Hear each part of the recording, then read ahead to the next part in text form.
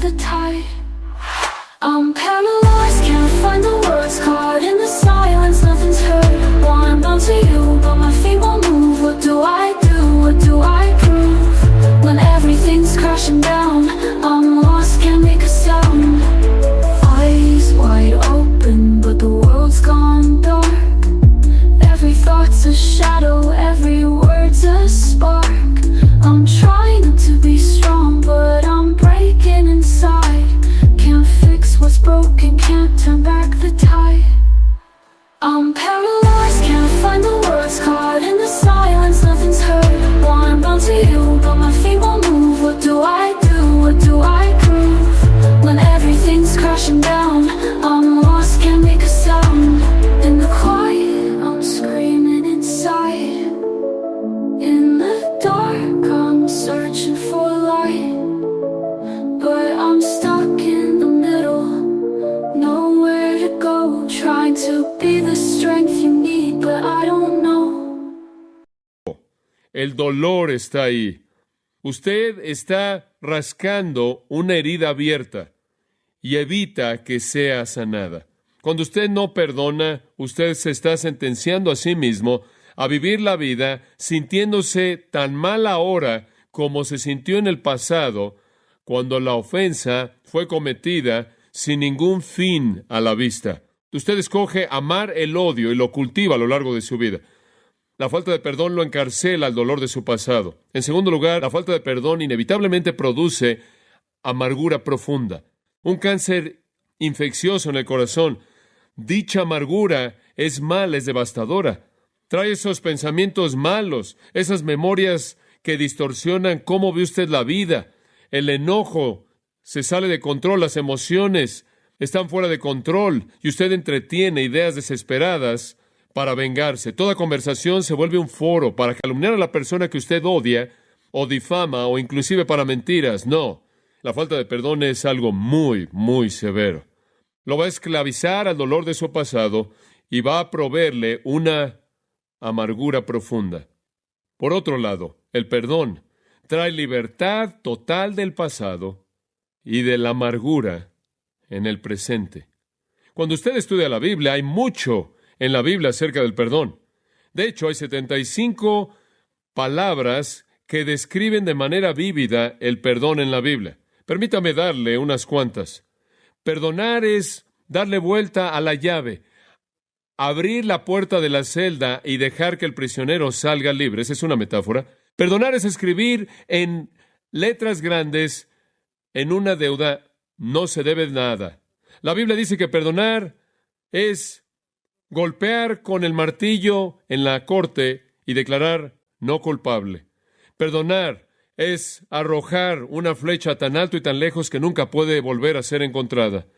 Perdonar es sacar la basura y desecharla para que la casa quede fresca y limpia. Perdonar es soltar el ancla y dejar que el barco esté libre para navegar. Perdonar es conceder un perdón total a un criminal condenado y sentenciado. Perdonar es aflojar la llave en contra de un adversario en una lucha. Perdonar es pintar una pared de grafiti, dejándola que se vea como nueva. Perdonar es romper una vasija de barro en 1000 pedazos, de tal manera que nunca puede volver a ser ensamblada. Esas son algunas de las cuantas palabras en la Biblia que describen el perdón. El perdón es un acto y una actitud maravillosa, virtuosa, liberadora, amorosa. Tiene sentido perdonar, es saludable, es liberadora, es sensato, alivia la tensión, trae paz, solicita el amor. Y de nuevo, lo repito, es el hombre mostrando su mayor nivel de nobleza. Es su gloria, honra del hombre es pasar por alto la ofensa. Y le voy a decir algo, ninguna relación puede sobrevivir la ausencia de perdón. Si usted no perdona continuamente, usted va a acumular amargura que va a destruir eso y va a destruir cualquier relación y toda relación. Ahora hay algunas razones bíblicas, teológicas y espirituales por las que debemos perdonar y quiero hablarle acerca de ellas en esta noche. Más allá de la mera virtud de la misma, más allá de la mera nobleza de perdonar, permítame mostrarle algunos de los motivos más contundentes para perdonar. Número 1, y el tiempo va a determinar cuántas le voy a poder dar en esta noche. Pero número uno, y esto realmente está en el lugar en donde debe estar al principio de la lista. El perdón es el acto más semejante a Dios que una persona puede llevar a cabo. El perdón es el acto más parecido a Dios que una persona puede llevar a cabo. Ningún acto es más parecido a Dios que el perdón. Nunca usted se parece tanto a Él como cuando usted perdona a alguien que lo ha ofendido a usted. El perdón es una promesa verbalmente declarada que se concede de manera personal. Es una afirmación de amor inmerecido que afirma a un ofensor que no hay enojo, no hay odio, no hay deseo de venganza, porque la culpabilidad ha sido quitada, la culpabilidad, la responsabilidad ha sido quitada, no hay autocompasión y no hay amargura. Y esa es precisamente la actitud de Dios hacia pecadores. Dios, en las Escrituras, nos concede una promesa verbalmente declarada, dada de manera personal, de amor inmerecido y que no nos hemos ganado, que afirma que Él ya no está enojado, que Él ya no tiene odio ni tiene deseo de vengarse, que no va a haber venganza, no va a haber condenación, porque la culpabilidad y la responsabilidad y la vergüenza han sido quitadas. Esa es la actitud de Dios hacia aquellos que creen en Él. Escuche esta característica de Dios exaltada en las Escrituras. Éxodo 34, versículo 6. Después Jehová pasó enfrente de él, esto es Moisés, y proclamó: Jehová, Jehová Dios, misericordioso y compasivo, tardo para la ira y grande en misericordia y verdad, que guarda la misericordia hasta miles, que perdona la iniquidad, la transgresión y el pecado. Eso es característico de Dios. Y entonces decimos que nunca nos parecemos tanto a Dios como cuando perdonamos. Salmo 132. Cuán bienaventurado es aquel cuya transgresión ha sido perdonada, cuyo pecado es cubierto. Bienaventurado el hombre a quien Jehová no imputa iniquidad. Salmo 85 dice esencialmente lo mismo. Salmo 130. A lo largo de las Escrituras leemos del perdón de Dios. Él no se acuerda más de nuestros pecados. Él los sepulta en las profundidades del mar. Él los aleja tan lejos como está el este del occidente. Pero si usted quiere la culminación del testimonio del perdón de Dios, usted solo necesita leer la historia del hijo pródigo en Lucas 15. Ese hijo no era diferente de muchos hijos, avaro, ansioso por tener sus manos en la riqueza que no se había ganado, insensato en términos humanos en la manera en la que él la ganó, menospreció a su padre, realmente odió a su padre, salió para vivir con aquellos que lo explotaron y lo dejaron en la miseria de su propio pecado. Cuando el dinero se acabó, lentamente llegó al punto en el que entendió en dónde se encontraba mientras que alimentaba a los cerdos, y su experiencia en una posilga, en cierta manera, fue un espejo de su vida. Él despertó un día y dijo: los siervos de mi padre viven mejor que yo, y dijo: iré a mi padre. Y él realmente no esperó perdón. Él solo quería decir qué vago había sido y pedir si podía ser un esclavo. Él no quería pedir ser un hijo. Él pensó que había perdido eso. Lo único que quería era un techo sobre su cabeza y comida un poco mejor de lo que los cerdos estaban recibiendo. Y entonces él comenzó en un camino de regreso. Y usted recuerda la historia. Jesús usa esa historia para enseñarnos a cómo perdonar. Usted no espera inclusive a que el pecador llegue. Cuando usted lo ve de lejos, usted corre para encontrarse con él, y cuando él comienza a decir que lo siente, usted lo calla con un abrazo y un beso, y lo abraza y lo ama, y le coloca el mejor atuendo, y le coloca el mejor anillo en su dedo, y saca la mejor carne del congelador, y cocina la mejor comida que tiene. Prende la música, invita a los amigos y la familia, y orgullosamente lo invitan para que de hecho sea su hijo que regresó. Así es como Dios perdona, de manera grandiosa, abundante, generosa. El Señor también nos advierte que actuar de esta manera va a ser malentendido mucho y no va a ser valorado, inclusive por la familia de uno. Usted recuerda al hijo que no huyó, el que se quedó en casa, se enojó. Él llamó a su padre un necio por perdonar a su hermano torpe, que desperdició todo lo que tenía, quien debería haber sido enviado de regreso a la posilga de que él mismo produjo por su insensatez y que no fuera perdonado. Pero el padre perdonador solo puede decir que él ama y siempre amará al hijo. Aunque el hijo ha cometido ofensas serias en contra de él, Él lo perdona de manera plena y total, por el mero gozo de la reconciliación, por la mera emoción de la restauración. Jesús, siendo ejecutado en la cruz, dice, Padre, perdónalos porque no saben lo que hacen. Y Esteban, tan parecido a Dios, siendo aplastado bajo las piedras sangrientas que llegaban a su cuerpo, dijo, Padre, no les cuentes este pecado. Sir Thomas More fue el señor de Inglaterra.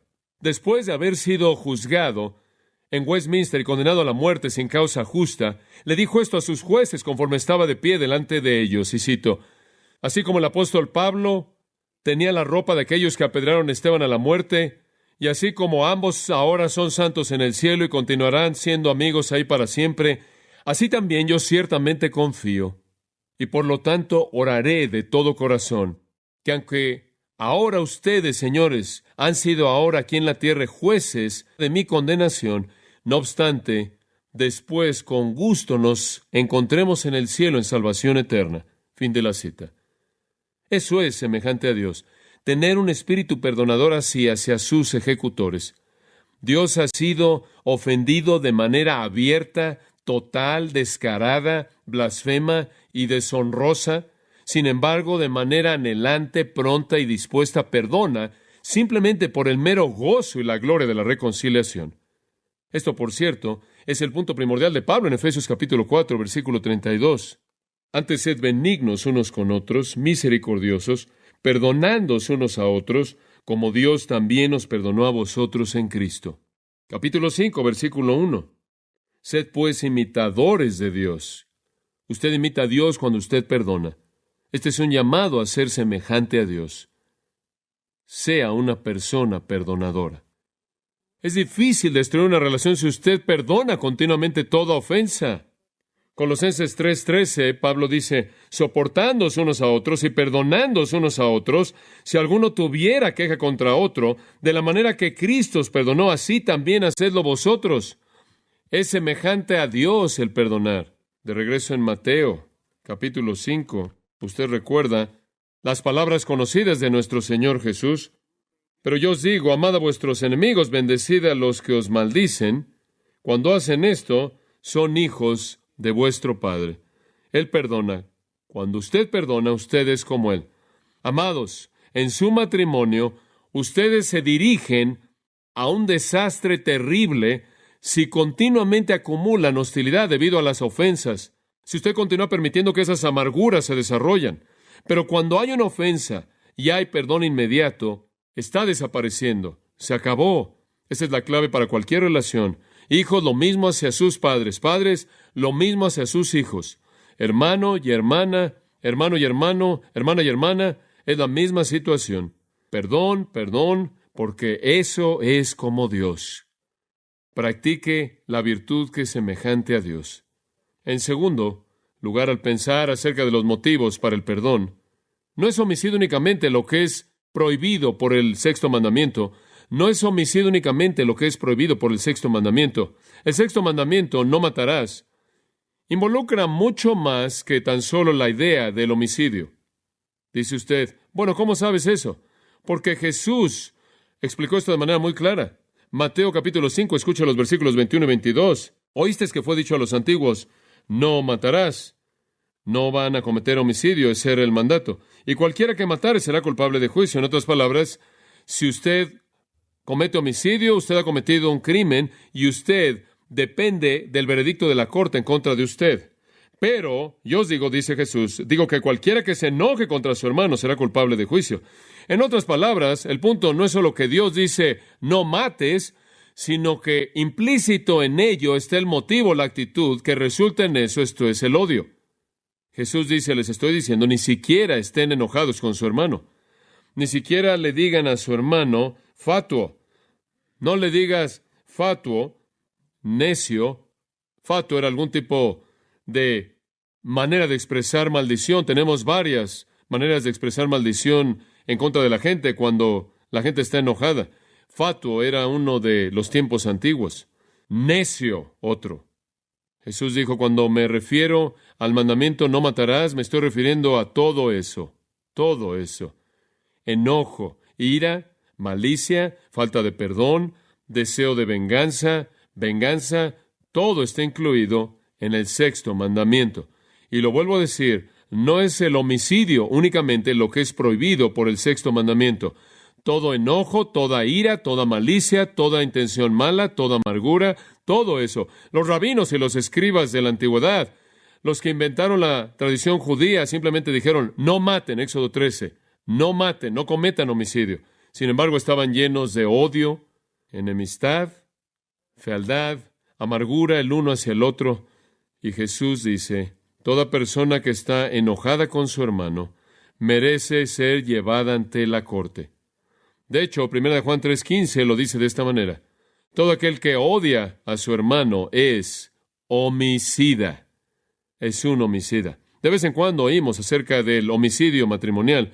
Oímos acerca de una esposa que mata a su marido, un marido que mata a su esposa o la ejecuta o planea algún tipo de supuestamente muerte accidental. Y se está volviendo más y más común ahora que quizás solía ser, conforme este odio no es refrenado y es alimentado por la cultura. Pero no es solo eso lo que es menospreciado por Dios, es una actitud de odio. Es una actitud que dice, no lo mataría, pero estoy seguro de dejarlo. Es la actitud que dice, yo no lo mataría, pero me encantaría que estuviera muerto. Jesús, como puede ver, cuando dijo que aun si usted está enojado, si usted inclusive pronuncia una palabra de maldición hacia alguien o llama a alguien necio, usted es un homicida de corazón. Cuando Él dijo eso, Él hizo a un lado toda la justicia personal. Él desenmascaró el corazón. Fatuo era algo calumniador que decir. Una frase común, sin ningún equivalente moderno, fuera de que parece como si ese tipo de frases siempre quieren usar consonantes fuertes, un término de abuso y menosprecio, arrogante y odio.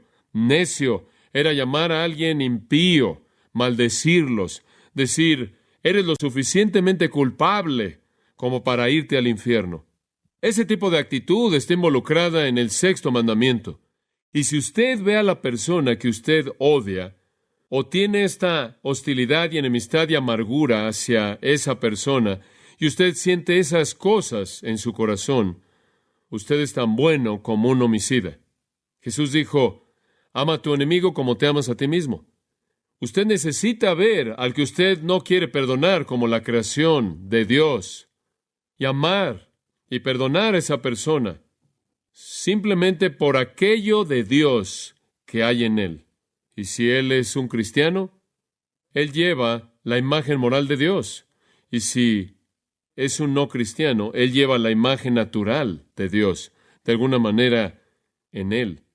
Vea la imagen de Dios en esa persona. Busca aquello que es noble, sin importar lo difícil que pueda ser algunas veces encontrar eso. Si usted está enojado con alguien, confiéselo como iniquidad. Si usted busca venganza hacia alguien, confiéselo como pecado. Reconozca que su falta de perdón es pecaminosa, es egoísta, que usted debe hacer a un lado su egoísmo porque es exactamente ese afecto inmerecido hacia usted mismo que hace agravar las fallas de otros que le ofenden a usted. ¿Entiende eso? La razón por la que usted está tan enojado por lo que alguien le hizo a usted es porque usted tiene una opinión elevada de usted mismo. Si usted realmente quiere saber lo que usted merece, es el infierno. Cualquier otra cosa es simplemente un beneficio. Sea lo suficientemente humilde como para que ninguna ofensa en contra de usted es digna de odio. Ninguna ofensa en contra de usted es digna de perdón porque se ve usted a sí mismo como nada. Es el opuesto de la autoestima. Todo lo que hace la secta de la autoestima es alimentar este monstruo. Al darle a la gente permiso de tener una perspectiva elevada de sí misma, de tal manera que cualquier cosa en contra de ellos, en cualquier forma, sea trivial o mínimo, es causa de gran gravedad y una ofensa justificable. Mate su egoísmo. Lo vuelvo a decir, es exactamente ese afecto inmerecido hacia usted mismo que hace que usted agrave las fallas de otros que lo ofenden a usted. Y esté consciente del hecho de que Dios lo ha mandado a que no solo no mate, sino a que no tenga una actitud homicida. En tercer lugar, y este es un punto muy importante cuando usted habla del perdón, usted debe recordar, en tercer lugar, que la persona que lo ha ofendido a usted ha ofendido a Dios aún más. La persona que lo ha ofendido usted, ha ofendido más a Dios. Algunas veces oigo a alguien decir, ya me voy a salir de este matrimonio, ya estoy hasta aquí y no voy a tolerar un día más de esto, ya no voy a vivir con esto. Y creen que esa es la ofensa final en contra de Dios, cuando la realidad del asunto es que si ha habido pecado en la vida de esa persona que lo ha ofendido a usted, ha ofendido a Dios mucho más de lo que lo ha ofendido a usted. Escuche, si Dios, quien es el más santo, ha perdonado a aquel la ofensa mayor, ¿no puede usted, el que es menos santo, perdonarlo a él, esa ofensa menor? Sea lo que sea que ese cónyuge pecaminoso ha cometido contra usted, él o ella lo ha hecho contra Dios, y Dios perdona de manera total, plena, libre, absoluta. Y si Dios, quien es el más santo y el más ofendido, puede perdonar, ¿no puede usted, el menos santo y el menos ofendido, no perdonar? Usted se acuerda cuando David pecó al involucrarse a sí mismo en una relación con Betsabé, asegurándose de que, debido a que él la codició, su marido no regresara en la escena. Él lo metió en una situación de compromiso en la batalla, en donde básicamente perdió su vida y realmente hubo homicidio, como también adulterio. Y usted se acuerda cuando David estaba recitando ante Dios su penitencia, él dice en el Salmo 51, contra ti y contra ti solo he pecado. Él tenía la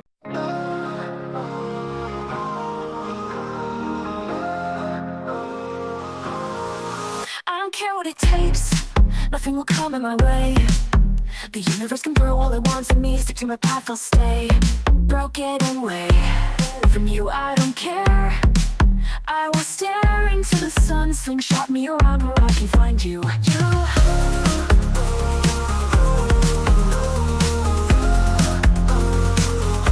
Will be a record breaker.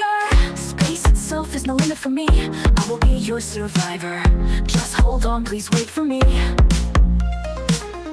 I will be a record breaker. Space itself is no limit for me. I will be your survivor. Just hold on, please wait for me. With the cosmos in my way, I don't care what they say. Supernovae and black holes, get out of my way.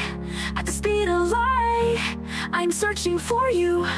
In the moments to come, I'll break the boundaries for you. For you. I don't care what it takes, nothing will come in my way. The universe can throw all it wants at me, stick to my path, I'll stay. Broken away from you, I don't care. I will stare into the sun, slingshot me around where I can find you. I'll be a record breaker. Space itself is no limit for me. I'll be your survivor. Just hold on, please wait for me.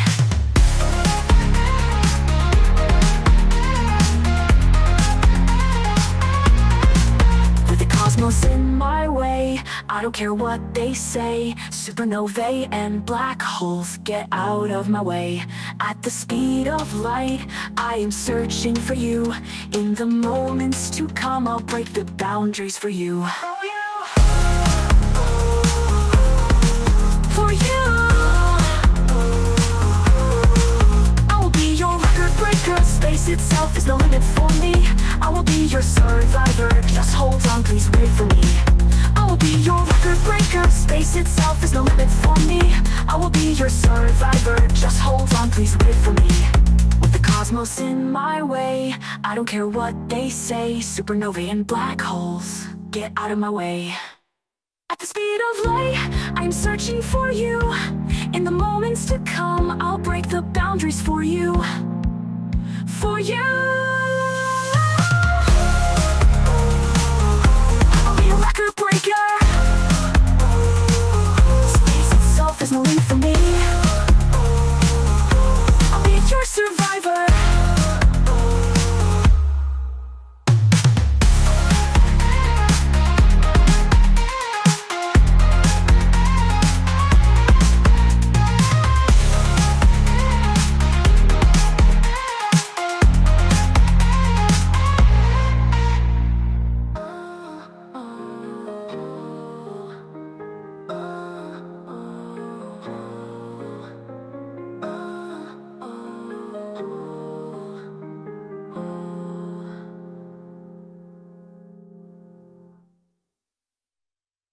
perspectiva correcta. Sí, él había ofendido a Betsabé, él había ofendido a Urías, él había ofendido a la familia, él había ofendido a la nación sobre la cual él era rey, él había ofendido a su propia familia, él había ofendido a sus propios amigos, pero más que cualquier otra cosa, él había ofendido a Dios por su iniquidad terrible, terrible. Él dice en el Salmo 41:4, sana mi alma, porque contra ti he pecado.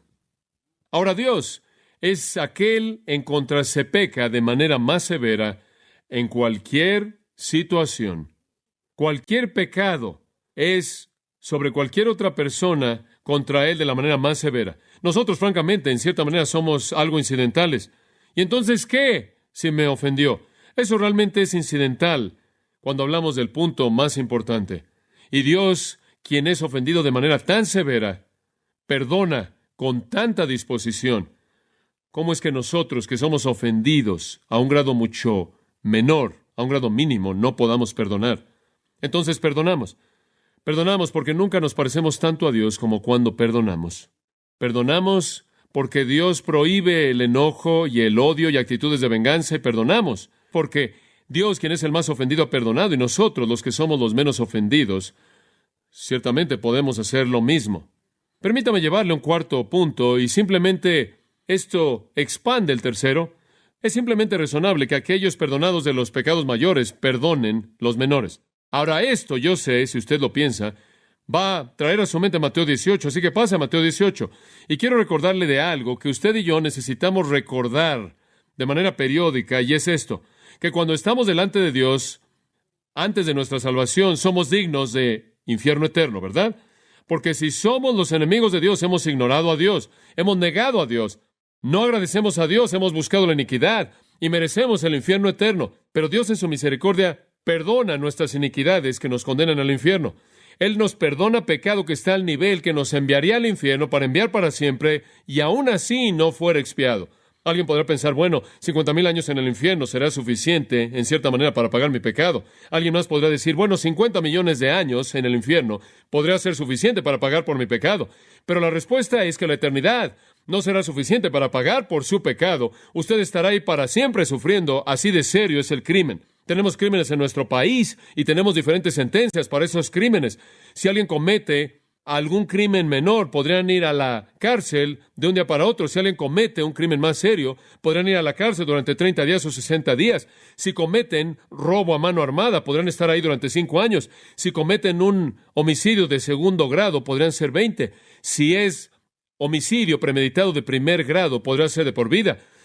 Y pensamos en eso como un crimen serio. Pero ¿qué tipo de crimen es aquel que solo puede ser pagado con el castigo eterno? Es algo aterrador. Y entonces, cualquiera de nosotros, sin importar cómo nos evaluemos a nosotros mismos, cualquiera de nosotros, si no estamos en Cristo, perdonados por Dios, hemos ofendido tanto a Dios como para pagar esa ofensa con castigo eterno. Así de seria es nuestra iniquidad. Y si usted mide la seriedad de la misma, si no fuera de otra manera, por la paga, por el castigo que va de la mano con el crimen, ¿verdad? Entonces, cuando usted vino a Cristo y fue perdonado, no fue algo pequeño. No fue como si el juez hubiera dicho, bueno, mereces 60 días en la cárcel, pero voy a perdonar tu sentencia o te voy a meter en una situación de prueba. No fue como si el juez dijo, bueno, mereces 20 años, pero debido a que es tu primera ofensa, te voy a poner a prueba y vas a estar parcialmente encarcelado. No fue así en absoluto. No fue como si usted merecía un encarcelamiento de por vida y debido a alguna circunstancia seria o alguna enfermedad o algo que le pasó a su familia, usted tiene que cuidar de su familia hasta que muera. No fue así. Fue que usted tenía esta deuda masiva de iniquidad que no podía ser pagada en la eternidad de sufrimiento.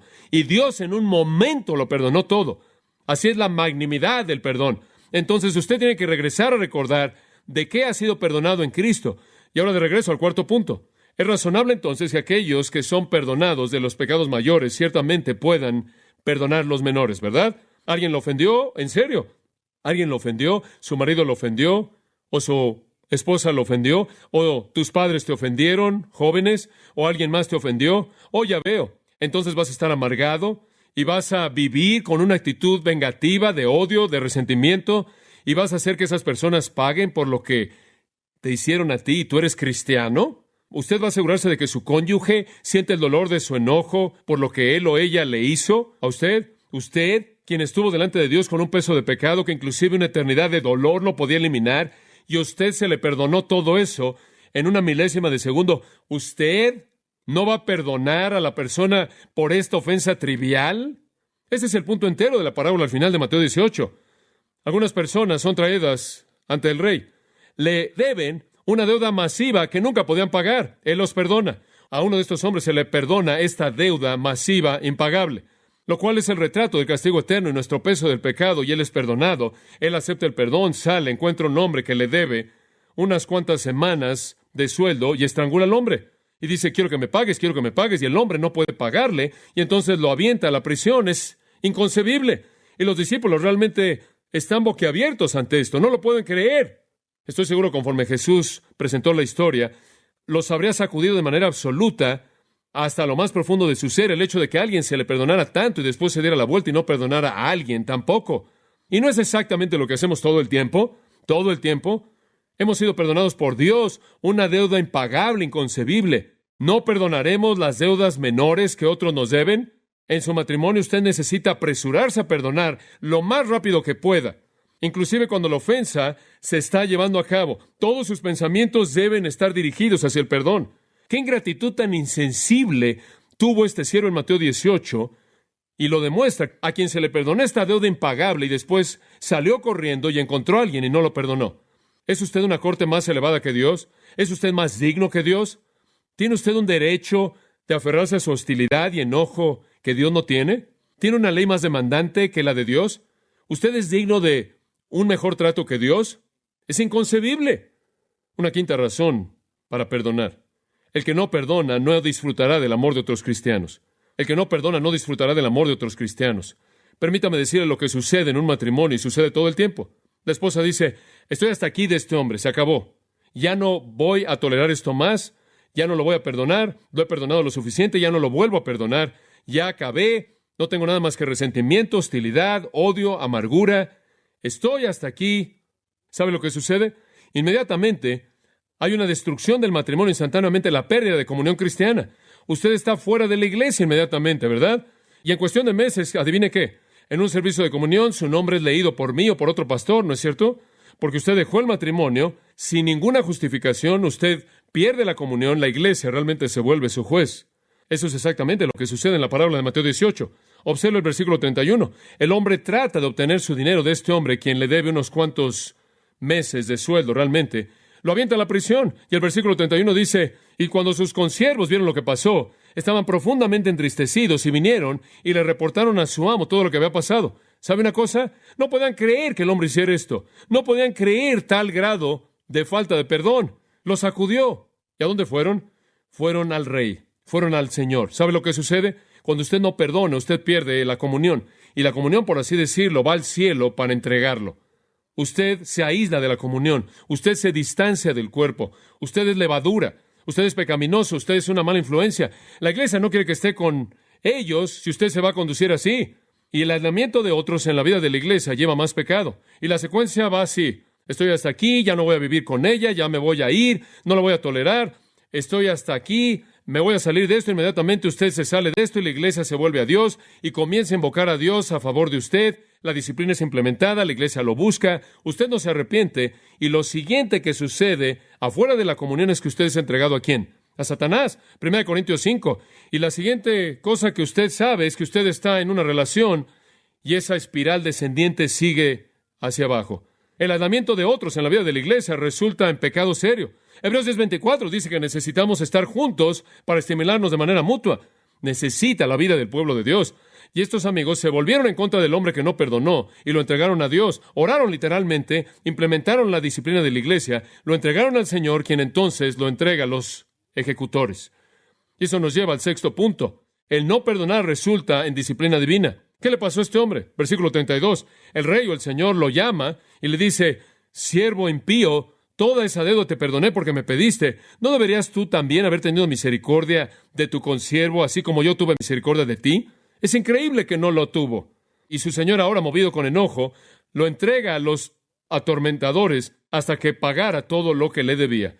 Así también mi Padre Celestial hará con cada uno de vosotros si no perdona a su hermano desde el corazón. ¿Qué es lo que está diciendo?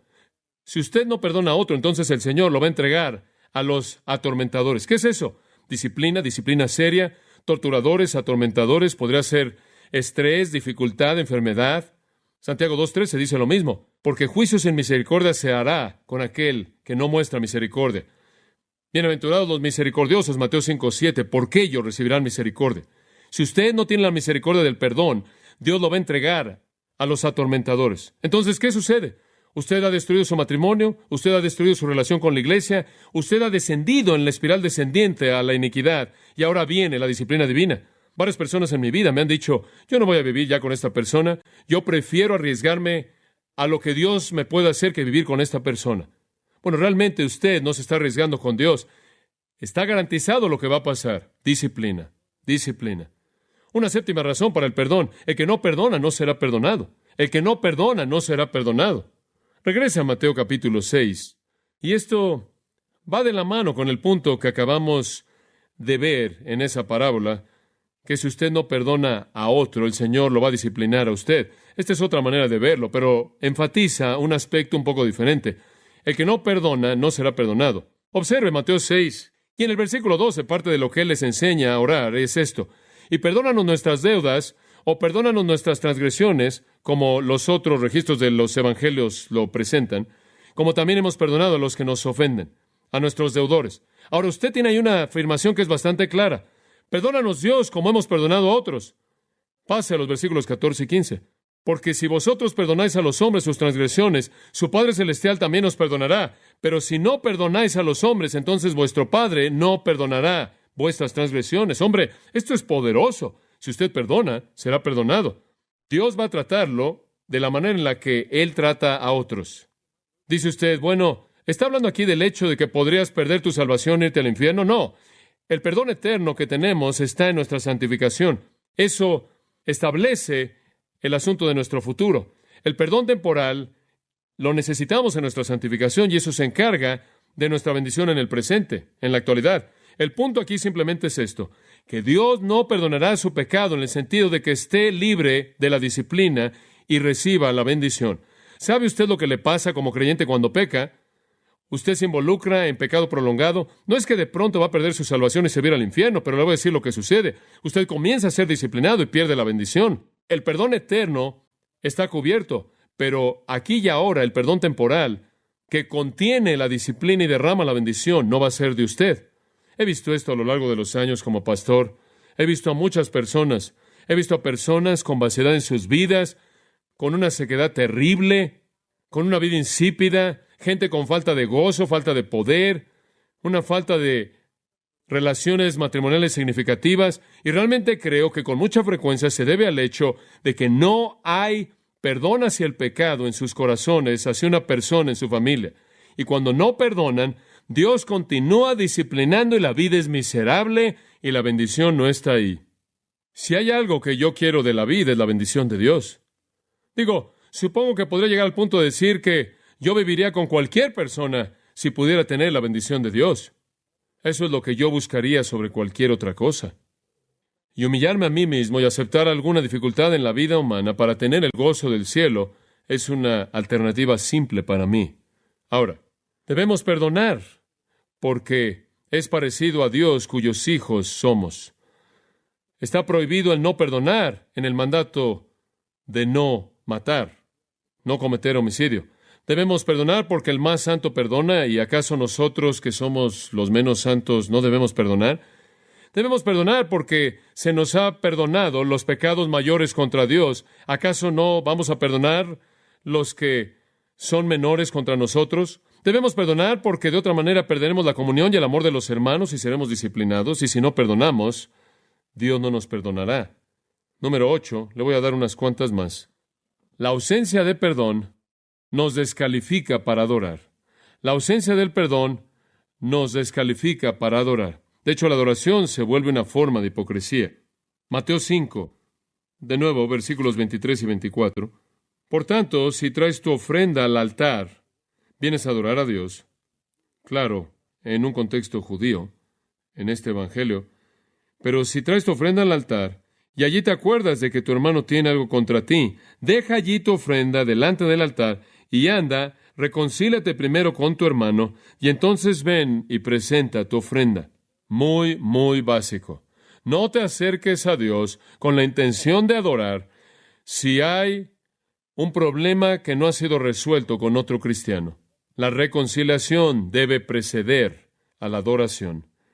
Aun si nosotros no estamos enojados, si Él está enojado con nosotros, debemos perdonar de manera libre en el corazón y hacer lo que podamos por corregir la situación.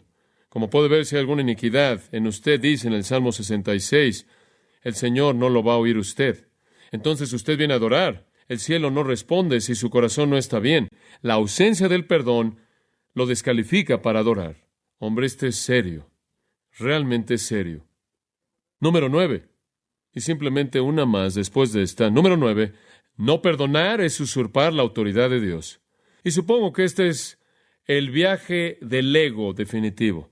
Si usted no perdona, entonces usted se está colocando como el que tiene en la mano la espada de juicio divino. Usted está diciendo, bueno, Dios, quizás tú estés dispuesto a perdonar, pero yo no. Le quitas la espada de la mano de Dios y tú decidas usarla. Tú te encargas de la venganza. ¡Qué audacia a la luz de Romanos 2, en donde Dios dice, mía es la venganza, yo daré el pago! Tú le dejas eso a Dios. No tienes que estar buscando la venganza con todo mundo. No tienes que devolverles lo que tú crees que ellos merecen. Ese no es tu trabajo. Si tu enemigo tiene hambre, ¿qué? Dale de comer. Si tiene sed, dale de beber. Y simplemente acumularás ascuas de fuego sobre su cabeza. Ascuas o carbones de convicción, por cierto. Vence su maldad con el bien y recuerda esto. Nunca te vengues. Romanos 12:19. Deja el lugar para la ira de Dios, porque escrito está, mía es la venganza, yo daré el pago, dice el Señor. Dios se va a encargar de la venganza. ¡Qué audacia es que usted tome la espada! Yo le voy a dar a ese hombre lo que merece. Yo voy a implementar el dolor. Yo seré el juez. Dios es demasiado lento. Dios es demasiado tolerante. Dios es demasiado paciente. Él es demasiado injusto. Él es demasiado indiferente. Él es demasiado débil. Él no está haciendo nada. Dame esa espada. Yo me voy a encargar de esto. ¡Qué actitud tan blasfema! Solo Dios puede enfrentar el pecado. Él tiene el entendimiento perfecto y verdadero de la ofensa y usted no. Usted está limitado. Él tiene el estándar más elevado, el de usted es más bajo. Él tiene la autoridad sin límite. Usted no tiene autoridad. Él es imparcial, usted no lo es. Él es omnisciente y eterno. Él ve el fin desde el principio. Usted no ve más allá del momento. Usted no ve a largo plazo, es ignorante. Él es sabio y bueno y actúa en santidad perfecta, y usted está cegado por el enojo. Ahora dígame usted quién debe tener la espada. No tiene sentido para usted o para mí que seamos el juez. No estamos calificados. Y cuando usted, por así decirlo, le quita la espada de la mano a Dios y no perdona, usted usurpa su autoridad. Un punto final que clama a nosotros para que perdonemos. Este es un punto muy importante. Podría ser un mensaje entero, una serie entera.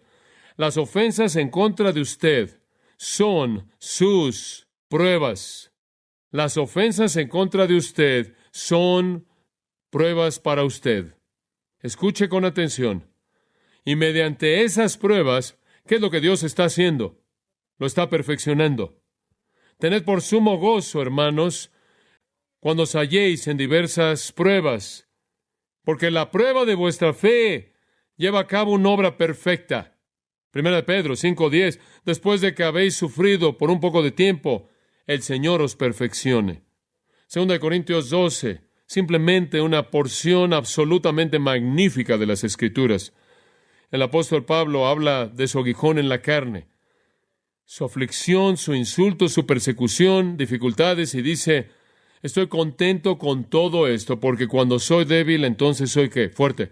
Su poder es perfeccionado en mi debilidad. Su gracia es suficiente en mis debilidades. Permítame decirle algo. Usted podrá pensar que tiene un matrimonio difícil, podrá pensar que tiene una situación difícil, jóvenes con sus padres, podrá pensar que tiene conflicto en el hogar. Permítame decirle esto. Sus ofensas, las ofensas que son cometidas en contra de usted, son las pruebas mismas que Dios usará para hacerlo como su hijo. No huya de ellas. La crítica, injusticias, ofensas, persecuciones, maltratos, son para el propósito de su madurez espiritual. No huya de ese proceso. Quédese ahí. Quédese ahí. Aun si su vida entera, quizás se da cuenta de que quizás pude haber encontrado a alguien más que hubiera hecho mi vida más feliz. Si usted responde al estrés y a la dificultad de manera apropiada, esas pruebas lo harán como Cristo. Y esa es la meta más noble de todas. Esté poco preocupado por sus heridas personales y muy preocupado por su santidad personal. Recuerde que en sus pruebas Dios está operando, haciéndolo usted fuerte y santo. Y cuando todo es dicho y hecho, lo que mantiene una relación unida es perdón. Porque vamos a fallar, y vamos a ofender, y vamos a herir, y nos va a doler. Pero en donde hay perdón instantáneo y total y constante, la relación se mantiene unida. Y Dios es honrado, y la bendición es derramada. Al final, la teología bíblica del perdón es resumida en un pasaje. Pasa a 1 de Pedro 2. Vamos a cerrar con este pasaje. 1 de Pedro 2, 19. ¿Por qué esto haya aprobación, claro, con Dios? Si por causa de la conciencia hacia Dios, un hombre soporta sufrimiento cuando sufre injustamente. Dios realmente se agrada cuando usted sufre de manera injusta y lo soporta. Porque qué gloria es si cuando usted peca son maltratados y lo soportan con paciencia. No hay crédito cuando usted sufre por su pecado, no hay favor con Dios en eso. Pero cuando usted sufre por hacer lo correcto y sufre, tolera ese sufrimiento, trae favor de Dios. Al final del versículo 20. Y si haces lo que es correcto y sufres por ello y lo soportas con paciencia, esto haya favor con Dios. ¿Quiere encontrar favor con Dios? Entonces sufra un poco. Así es la vida. Y después dice esto, porque para esto habéis sido llamados. Oye, ¿quieres decir que tiene que ser así? Sí, tiene que ser así. Mundo caído, cónyuge caído, padres caídos, hijos caídos, amigo caído, familia caída, tiene que ser así. En cierta manera han sido llamados para este propósito y Cristo, nuestro amado Cristo, nos dejó un ejemplo cuando Él sufrió injustamente y no cometió pecado, ni se halló engaño en su boca. En otras palabras, no tenían razón para hacerlo sufrir. Todo fue injusto, todo fue desigual, todo fue inmerecido. Sin embargo, versículo 23, y cuando le calumniaban, no respondía con maldición. Cuando sufría, no amenazaba, sino continuó encomendándose a sí mismo al que juzga justamente. Él simplemente continuó sometiéndose a Dios. Todo fue injusto, pero nunca se vengó. Él